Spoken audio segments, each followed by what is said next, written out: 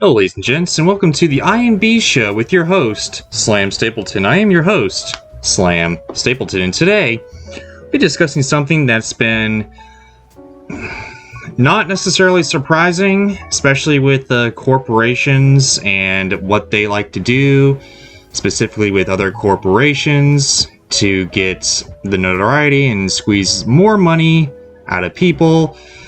Not necessarily saying that every corporation is like this, but I don't know. It gives a little not necessarily a nice taste in my mouth when it comes to this type of thing, and that is with Bunker 15 and their weird things going on with Rotten Tomatoes.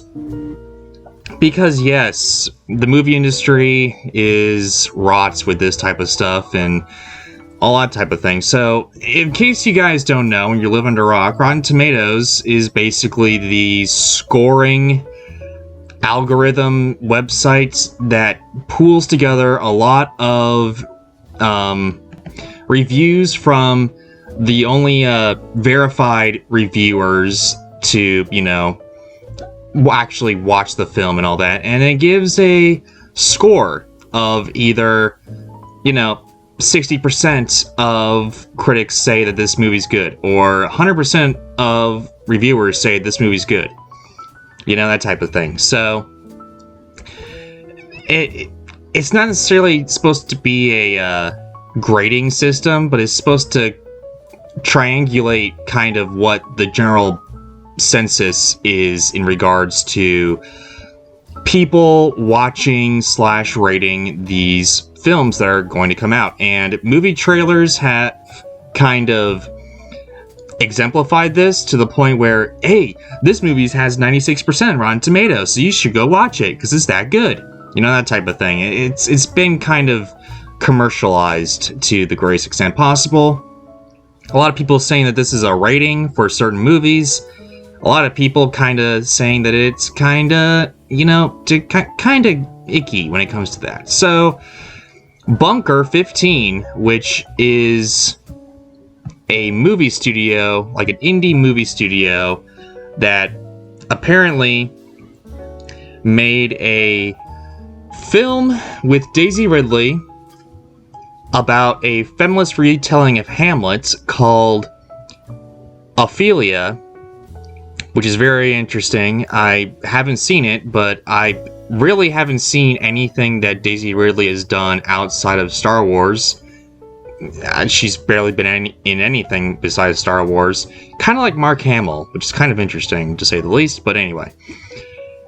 Apparently, critics had an early screening of this film in 2018 and published 13 reviews, 7 of them negative, which translated to a score of 46%, aka a rotten rating. And if you go above 60, then you get a positive or a fresh rating. So, that type of thing. Disappointing outcome, but Bunker 15, apparently, according to Vulture, went to work. And while most film PR companies aim to gain their attention of critics from top publications, Bunker 15 took a more bottom approach in their type of stuff, where they recruited self-published critics who are part of the pool and tracked by Rotten Tomatoes, and they paid them $50 or more for each review that they made that was positive to get their score above this fresh rating on Rotten Tomatoes, so they can have more publicity and say, oh, hey, this movie's great, you should go watch it and all that type of stuff. And apparently, a employee of the company in October of that year, 2018, emailed a prospective review of Ophelia. Says it's a Sundance film, and the feeling is that it's been treated a bit harshly by some critics. I'm sure sky-high expectations were the culprit. So the teams involved feel like it would benefit from more input from different critics. So yeah, they kind of inflated the rotten stuff here, and kind of boosted their score between October 2018 and January 2019. So yeah, seven. So Rotten Tomatoes added 8 reviews to Opalia's score from between October 2018 and January 2019. 7 were favorable, and most came from critics who have reviewed at least one other Bunker 15 movie. So yeah, they lobbied to change the ratings on their film and all that, which is not necessarily all that great. In fact, it's downright scummy, and more stuff there as well. I just find this to be kind of very interesting and kind of scummy. I mean, true, I mean, film productions, they would try to do anything to break into the industry, to try their best to, have people see their films and all that. I mean, I would love people to see my films if I ever created them, and stuff that I have written, people to, read my scripts, to read my novels, that type of stuff. But I wouldn't go out and just,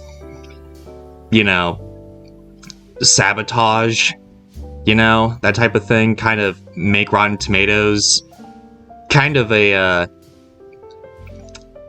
kind of scummy, to say the least. And Rotten Tomatoes itself is kind of doubling down on that and kind of seeing how this happened, denouncing this type of thing from ever happening again, which is good on them, but still, I mean, how in the world did this happen? This is kind of loses my forte in Rotten Tomatoes, honestly, and it kind of, I don't know, it kind of just, it's kind of gross, to say the least. And I kind of think that a lot of these people are going to be blacklisted from Rotten Tomatoes and not necessarily within the pool of Rotten Tomatoes critics anymore. All that type of stuff, which is really very interesting. I mean, I'm kind of worried how they would go about doing this. If they were doing an account, they're doing it from an account, an anonymous account, that type of thing, or if it's actually their name or something, Kind of interesting, to say the least. I don't know. This is kind of whatever for me. I mean, won't be kind of relying on Rotten Tomatoes. It kind of, I will still be looking at the Rotten Tomatoes score, but with more of a bias type of thing. Oh, okay, let's see how really good this movie tends to be or whatever. But anyway, though, guys, that's it for this news. What do you think? Do you trust Rotten Tomatoes? Comment, let me know. And don't forget to subscribe and ring that bell. More vids coming your way, and hey, take care, guys.